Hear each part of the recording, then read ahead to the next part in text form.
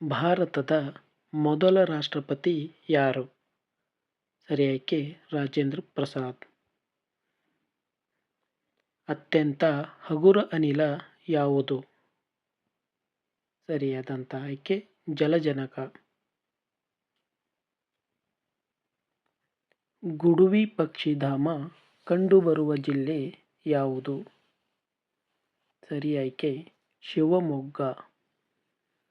ಮುಂದಿನ ಪ್ರಶ್ನೆ, ವಿಶ್ವ ಜನಸಂಖ್ಯಾ ದಿನವನ್ನು ಯಾವಾಗ ಆಚರಿಸುತ್ತಾರೆ?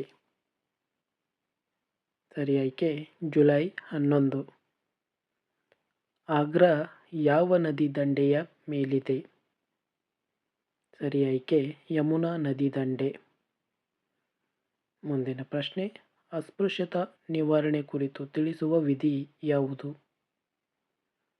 ಸರಿ ಆಯ್ಕೆ 17ನೇ ವಿಧಿ. ಜಗತ್ತಿನ ಅತಿ ದೊಡ್ಡ ಸಿಹಿ ನೀರಿನ ಸರೋವರ ಯಾವುದು? ಸರಿ ಆಯ್ಕೆ ಸುಪೀರಿಯರ್ ಸರೋವರ.